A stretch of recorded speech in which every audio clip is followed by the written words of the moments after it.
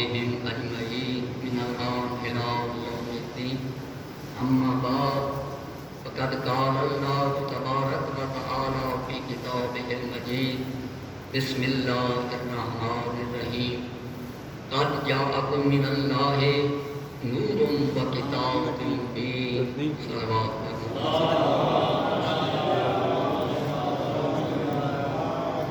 آج کی 21ویں رمضان المبارک کی رات گزر گئی.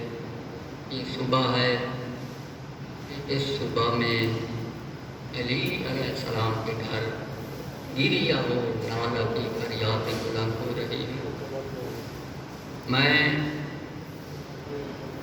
اس امام المتقیان کے بارے میں مختصر طور پر پہلے چند جملے عرض کروں گا. اس کے بعد چند منٹ مصائب امیر المومنین آپ کی خدمت میں گوش گزار کروں گا کہ امیر المومنین علی بن ابی طالب وہ ذات گرامی ہے، وہ افضل الناس امام ہیں کہ جس امام کو اللہ تبارک و تعالی نے نور قرار دیا کہ یہ وہ نور کہ ابھی آدم کی تخلیق پیدا نہیں ہوئی تھی. معرض وجود تخلیق میں آدم اور حوا نہیں آئے تھے، بلکہ کوئی چیز پیدا ہی نہیں ہوئی تھی کہ اللہ نے محمد اور علی کے نور کو پیدا کیا تھا. اس لیے خداوند عالم کے رسول محمد مصطفیٰ جب حضرت امیر المومنین کے فضائل کی حدیثوں کو بیان کرتے ہیں تو آپ اس حدیث کا بھی ذکر کرتے ہیں کہ ہماری تخلیق علی اور میری جو تھی وہ 14,000 سال پہلے آدم کی تخلیق سے پہلے اللہ نے فرمائی. قال رسول اللہ صلی اللہ علیہ وآلہ وسلم انا وعلی من نور واحد بین ید اللہ قبل ان یخلق اللہ تعالی 14 آلاف کہ آدم کی تخلیق سے 14,000 سال پہلے.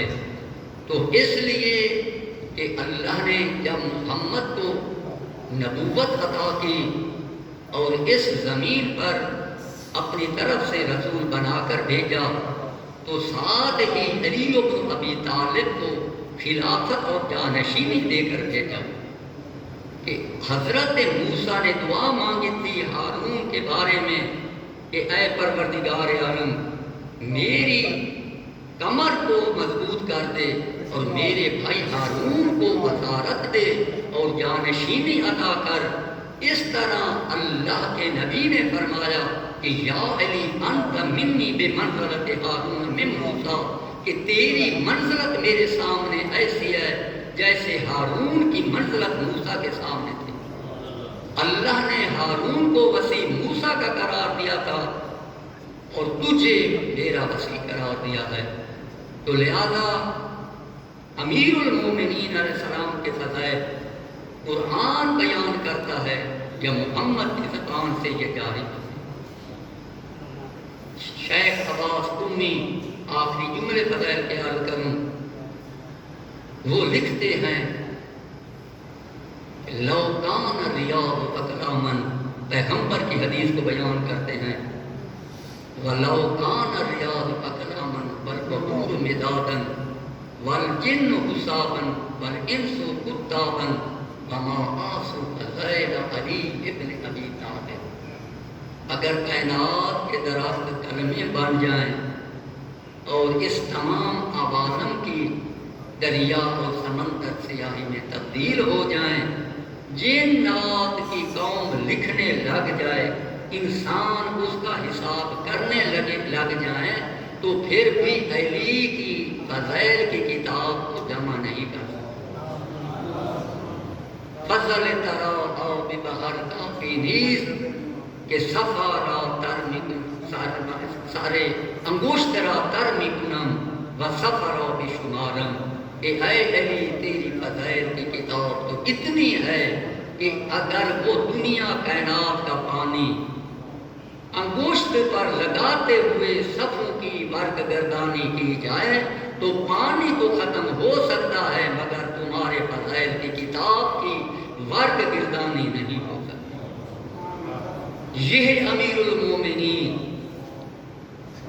مگر زندگی علی کہ پہلی زندگی کہ جنگ بدر مسلمان اور کفر کی جب ہوتی ہے تو علی کی شجاعت اور جہاد کا منظر اللہ کی آیت سے نظر آتا ہے کہ جب اللہ نے اپنے نبی کو یہ خوشخبری دی تھی کہ بدر میں یہ پہلی جنگ تھی جب پیغمبر اسلام نے اسلام کی فتوحات کے لیے کفار اور مشرکین کے سامنے اس جنگ میں اترے تھے، مگر لکھا ہے کہ مسلمان بہت کم تھے۔ پیغمبر اس غم میں تھے کہ یہ پہلی جنگ ہے، اگر جہاں پیغمبر مغموم ہوئے ہیں تو اس وقت اللہ نے اپنے محمد کو خوشخبری دینے کے لیے اللہ نے اپنی طرف سے آیات کا نزول فرمایا کہ اگر پیغمبر یتیم ہوتے ہیں تو پھر اللہ آیت اتارتا ہے کہ میں نے تجھے یتیم پایا تو میں نے تیری سرپرستی کی، اگر تنگ دستی میں نے دیکھی تو تجھے میں نے غنی کر دیا کہ میرا محمد مغموم نہ ہو۔ جنگ بدر میں بھی یہی واقعہ تھا، لیکن اللہ نے آیت اتاری کہ میرا رسول کہ میں 3000 فرشتوں کو تیری نصرت کے لیے میں بھیج رہا ہوں۔ جب 3000 فرشتوں نے جنگ لڑی، لکھتے ہیں کہ علی کی تلوار ایک طرف تھی مسلمان اور 3000 فرشتوں کی تلوار کے کشتار ایک طرف۔ یہ علی کی عظمت میں آخری جملہ عرض کروں، مسائل پیش کروں۔ لکھتے ہیں کہ امیر المومنین کی آخری زندگی وصال رسالت کے بعد 30 سال امیر المومنین نے 40 ہجری میں پیغمبر کی رحلت ہوتی ہے اور 30 سال بعد پیغمبر کے علی بن ابی طالب ہوتا ہے۔ 63 سال کل زندگی علی علیہ السلام کی ہے، مگر لکھتے ہیں مورخین کہ 30 سال میں 25 سال خلافت ثلاثہ کا دور گزرا ہے کہ پہلے نے 2 سال کچھ مہینے خلافت کی، دوسرے نے 11 سال کچھ مہینے، تیسرے نے 2 سال کچھ مہینے۔ اس طرح اگر اس کو شمار کیا جائے تو لکھتے ہیں کہ یہ عرصہ تمام ان کا 25 سال کی خلافت کا ملتا ہے۔ 5 سال آخری خلافت میں جو علی نے گزارے، لہذا 25 اور 30 سال علی اس قدر گھر میں اگر رہے ہیں تو علی روتے رہے، اگر باہر نکلے تو علی روتے رہے۔ 30 سال علی اپنی زندگی میں روتے ہوئے اس دنیا سے گئے۔ آخری وقت کب علی نے گریہ کیا؟ جب 20 رمضان المبارک کا دن آیا، لکھا علی کا چہرہ درد ہو گیا، علی کا جسم جو تھا وہ زہر سے اس قدر درد ہوا کہ جو زہر ابن ملجم نے 1,000 درہم سے خرید کر تلوار کو بجھایا تھا، اور جب کلثوم روتی ہوئی اپنے پاپا کے لیے دعا مانگ رہی تھی تو ابن ملجم کو پتہ چلا کہ علی کی بیٹیاں اپنے بابا کی صحت کی دعائیں مانگ رہی ہیں۔ اس نے پیغام بھیجا کہ علی کی بیٹیوں کو کہہ دو کہ تمہارا بابا اس ضربت سے نہیں بچ سکتا، تمہارا بابا اس ضربت سے نہیں بچ سکتا۔ میں نے جو ضربت لگائی ہے، اگر تمام اہل مشرق پر یہ ضربت لگاتا تو وہ میری ضربت سے نہ بچ سکتے تھے۔ شیعو، کہ میرے اور آپ کے امام پر ایسی ضربت لگی کہ جس مقام پر سجدہ کیا جاتا ہے، اس مقام سجدہ پر تلوار پہنچ گئی۔ آخری 17 اس مقام کی تھی کہ طبیب حاذق کو بلایا گیا. کوفے سے ایک طبیب آیا اور امام حسن نے فرمایا کہ میرے بابا کا علاج کر.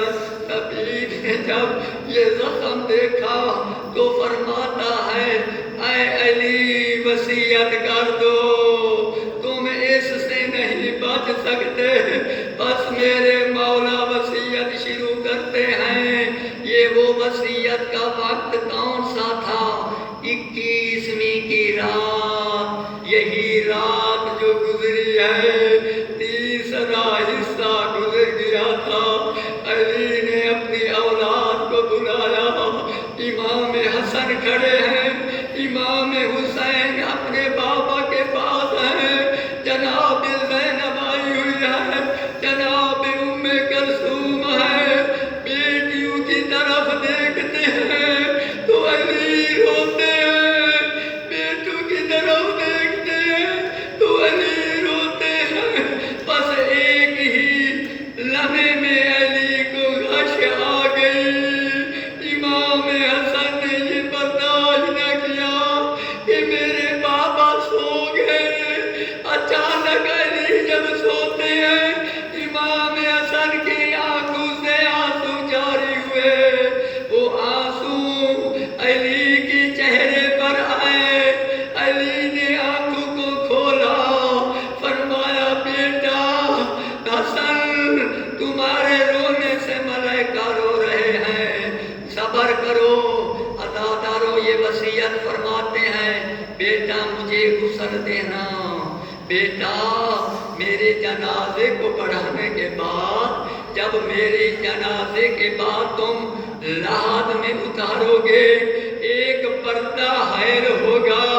اس پردے میں دیکھنا کہ تمہارا نانا محمد آیا ہوگا، تمہاری ماں زہرا آئی ہوگی، اے ابراہیم آئے ہوں گے. عزادارو وصیتیں پوری ہو گئیں. الا لعنت اللہ علی قوم الظالمین والظالمین. آگے شہادت جناب شبیر حسین پڑھیں گے. یہ ناصر کچھ پڑھ لیں، اس کے بعد شبیر استاد جعفر صاحب